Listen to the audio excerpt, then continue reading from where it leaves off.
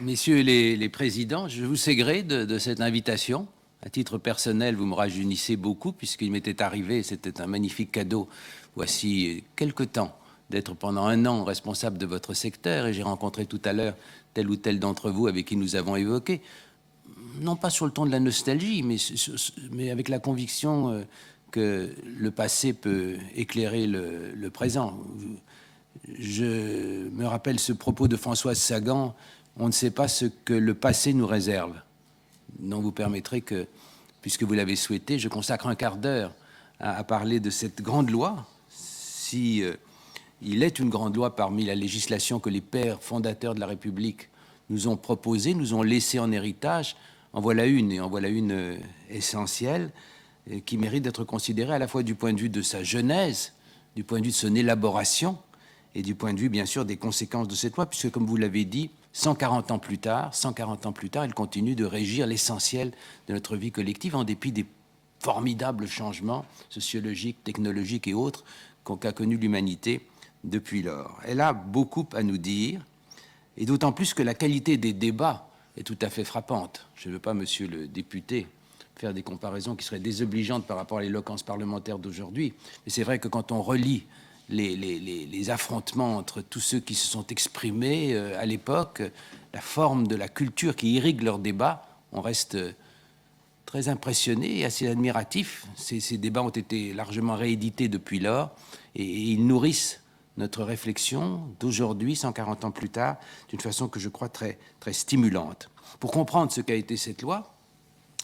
il faut considérer qu'elle s'est définie, comme ça arrive souvent, mais particulièrement en l'occurrence, entre une tradition ancienne et une conjoncture particulière. La tradition, c'est celle d'un combat. Ses pères fondateurs se situent exactement dans l'esprit, dans le droit fil de l'esprit des Lumières, et en particulier de cet admirable article 11 de la Déclaration des droits de l'homme, dont on ne se lasse pas de rappeler les termes. La libre communication des pensées et des opinions est un des droits les plus précieux de l'homme. Tout citoyen peut donc parler, écrire, imprimer librement, sauf à répondre, nous en dirons un mot tout à l'heure, de l'abus de cette liberté dans les cas déterminés par la loi. La liberté de la presse est pour ces acteurs, ces nouveaux républicains, qui n'étaient pas des républicains de la veille, qui étaient pour certains des républicains ralliés, mais beaucoup étaient des républicains de la veille sous le Second Empire. Pour tous ces acteurs-là, la liberté de la presse étant un droit sacré, elle permet seule la formation civique d'un peuple, propre à lui permettre l'exercice d'un sage et d'un exercice sagace et réfléchi de sa souveraineté. L'autre pilier étant évidemment l'éducation nationale, dont dans la même période, ses pères fondateurs se sont beaucoup préoccupés.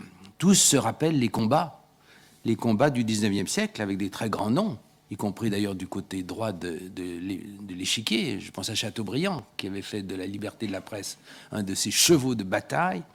Et ils se rappellent tous qu'au moins un régime est tombé au nom de la défense et l'illustration de la liberté de la presse.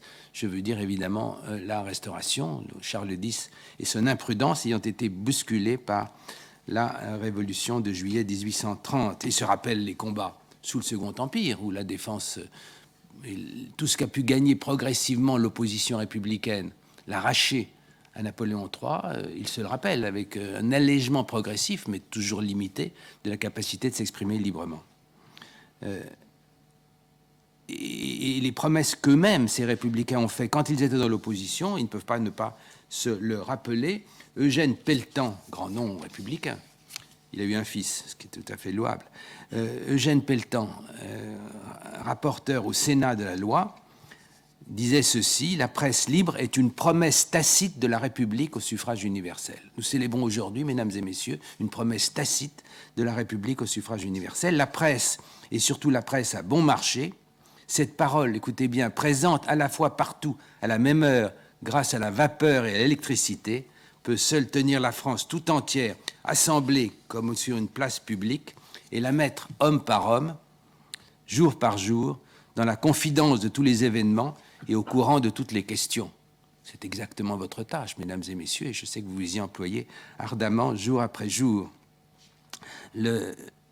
L'idée que la presse est servie par la vapeur et l'électricité est évidemment fondamentale et renvoie par une concordance des temps, évidemment, au formidable changement que votre profession a connu depuis l'émergence des nouvelles technologies. Je crois qu'il n'y a pas de cas aussi semblable que ces deux-là, depuis l'époque des premières gazettes de Renaudot. Et puis ça c'est la longue durée. Et puis il y a la conjoncture favorable, évidemment, de l'année 1880, des années 1880. On est 4 ans après la victoire des Républicains et de Gambetta, lors de la crise du 16 mai. Et on trouve, c'est une des lois qui a été intéressante à observer, chose intéressante à observer, adoptée par la plus large des majorités, ce qu'il faut probablement expliquer. Naturellement, les Républicains, pour les raisons que je viens de dire, s'en sont préoccupés et ont affiché leurs motifs, en ayant un peu en arrière de la pensée aussi le propos de Tocqueville qui disait que le seul moyen de neutraliser les journaux, c'est de multiplier leur nombre. Le seul moyen de neutraliser les journaux. Ça, il l'avançait moins que les motifs nobles de leur combat. Mais on observe aussi que les conservateurs et les monarchistes, hostiles au principe, c'était contre leur philosophie, contre leur état d'esprit, contre leur histoire propre. Tous ceux-là se disent que, après tout, ils vont profiter de la loi qu'imprudemment les républicains adoptent pour bousculer, à plus ou moins court terme, le régime qu'ils détestent. Et c'est à l'extrême gauche aussi, de l'époque, essentiellement extrême gauche radicale et les premiers socialistes, qu'on voit affirmer, plus ou moins ouvertement, mais en fait on le voit très clairement dit dans les journaux de ces tendances d'esprit, que la liberté va se dégrader en licence et saper le régime bourgeois qu'on souhaite remplacer. Jaurès écrira 20 ans plus tard, ceci qui est tout à fait explicite, il écrira, il faut simplement que je retrouve le papier où il l'a écrit, il écrira que ne trouve plus, ça fait rien, l'essentiel c'est que je reproduis, non voilà, il écrivait, écoutez bien, la presse, par la loi de contradiction et de dissolution du système capitaliste, c'est votre œuvre, mesdames et messieurs, fait son œuvre. Les journaux aident à la désorganisation du monde mauvais qu'ils représentent. Ils le font, écoutez bien, avec cette superbe inconscience des régimes condamnés. Je ne sais pas si je vous tends un miroir. Ils ont une belle vertu de destruction. C'est la seule à laquelle ils puissent prétendre. Nous ne leur en souhaitons pas d'autre. Cet accord un peu étrange, qui explique que la loi a été adoptée, encore une fois, à une énorme majorité, cet accord un peu étrange n'empêche pas évidemment la virulence des échanges et la profondeur des échanges qui laissent, je le disais tout à l'heure, parfois sur quelques nostalgies par rapport à ce type d'éloquence parlementaire qui est échangé entre, en gros, les élèves des lycées qui ont été formés aux humanités dans les lycées, ceux qui ont été formés par les jésuites de l'autre côté. C'est un peu sommaire ce que je dis, mais enfin, en gros, on voit bien que ces débats qui durent un semestre entier, on prenait son temps, avec les navettes entre le Sénat et la Chambre des députés. Vous savez qu'il n'y avait pas de prééminence à l'époque de la Chambre des députés sur les Sénats, donc il fallait finalement qu'on se mette d'accord, que ces débats, qui encore une fois méritent d'être relus, et relus par vous, je crois, aboutissent, pour l'essentiel, à une liberté et à une liberté de publication et de diffusion qui sont quasiment absolues et qui tranche sur l'ensemble des pays de l'Europe occidentale, et même par rapport à la Grande-Bretagne, qui est en train où on est en train de se battre beaucoup pour la diffusion des idées de toutes sortes. Les délits de presse, en particulier, sont précisés d'une façon très étroite, définie de façon très limitée, et cela est évidemment débattu aussi de séance en séance, d'une façon, encore une fois, qui mérite, je crois, par vous, encore d'être considérée. Car il y a des actualités qui, parfois, laissent pantois. Mais enfin, je rappelle que les délits de presse ont été définis de façon étroite avec la provocation directe aux crimes et aux méfaits. Et là encore, il y a des débats extrêmement intéressants avec Charles Floquet et les autres. Qu'est-ce que c'est que la provocation directe ? Si on veut attaquer l'extrême gauche, on peut dire que le seul fait qu'elle évoque des révolutions à venir, forcément portées par la violence, suffirait de condamner les feuilles en question. Non, disent les uns et les autres, il faut vraiment qu'on annonce très clairement que l'on veut s'en prendre à des biens matériels précisément donnés et à des personnalités précisément désignées. Il y a l'appel des militaires à la désobéissance, mais de toute façon, aujourd'hui encore, vous n'y songeriez pas, j'imagine. Évidemment, c'est très marqué dans la période qui suit la défaite de 1870-71. La diffamation des souverains étrangers, pour des raisons liées évidemment à la défense nationale, dans une France si soucieuse de retrouver sa place dans le concert des nations. Et puis la question de l'offense au président de la République, au chef de l'État. Et là aussi, il y a des débats tout à fait intéressants entre ceux qui disent aujourd'hui le président de la République, c'est l'héritier des monarques d'autrefois. Et s'en prendre à son chef, c'est s'en prendre au régime tout entier. Il faut que nous défendions la République, disent de bons républicains. Et d'autres disent au contraire, avec Clémenceau. Et quoi? Nous avons changé d'état d'esprit. Le président de la République, c'est un élu parmi d'autres. Il est normal que nous le critiquions. Et puis, il reste évidemment au centre des débats et au centre de la réflexion, et finalement au centre de la loi, la grande question de la diffamation envers les particuliers. Et à cet égard, la définition, mesdames et messieurs, est très protectrice, vous le savez, pour les journalistes, puisque la plupart des délits seront réglés, poursuivis en cour d'assises, et non pas par le tribunal correctionnel, dont chacun sait qu'il est toujours, avec des magistrats de métier, plus sévères à l'égard des journalistes, en tout cas à l'époque, que ce n'est le cas pour les jurys populaires. Toujours plus indulgents, c'est une constatation que l'on avait fait avant et qui s'avérera exacte ensuite.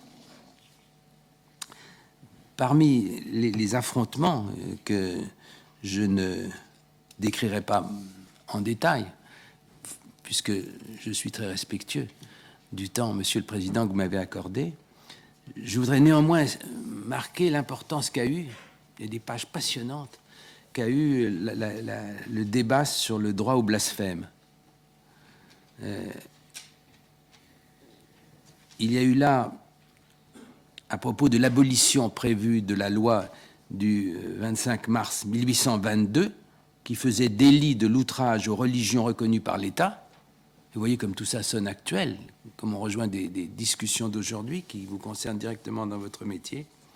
Il y a là des échanges qui sont en particulier illustrés par l'opposition entre Clémenceau, encore lui, qui est vraiment un des ténors magnifiques de cette bataille, et d'autre part Monseigneur Frépel, évêque d'Angers, non moins éloquent en vérité, et qui défend passionnément l'idée qu'il ne faut pas laisser la presse s'en prendre à la religion. Il déclare, là encore je crois que l'actualité s'impose, « Je ne voterai pas la loi parce qu'elle repose sur un principe qui me paraît absolument faux, à savoir qu'il n'y a pas, légalement parlant, de délit de doctrine. » Exclamations et applaudissements ironiques à gauche. Je ne voterai pas la loi, c'est toujours Monseigneur Frépel qui parle, parce qu'en supprimant le délit d'outrage aux religions reconnues par l'État, c'est-à-dire à Dieu, à tout ce qu'il y a de plus auguste et de plus sacré dans le monde, elle livre, elle abandonne, elle sacrifie ce qu'elle a le devoir et la mission de protéger, ce qu'elle a le devoir et la mission de défendre.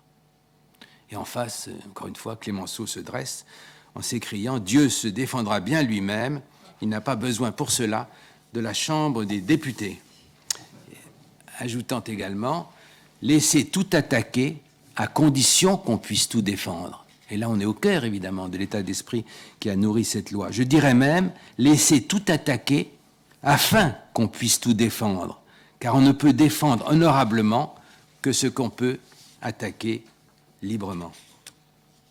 Alors voilà, le résultat a été, au moins à court terme, magnifique, et on ouvre l'âge d'or de la presse. Il y a eu bien, dans les années 1890, au moment de la crise des anarchistes, quelques remises en cause, cette fois prises à toute vitesse par le Parlement, de cette liberté dont je parle, mais très vite, ces mises en cause, je ne peux pas en donner le détail, sont tombées en désuétude et on est revenu au règne de la loi de 81, qui, on s'en est aperçu, et là je me place du point de vue des décennies qui ont suivi, deux problèmes taraudants que certains avaient prévus dans les débats, qui est d'une part l'absence de protection réelle des individus contre les propos diffamatoires, et d'autre part la grande question de la vénalité.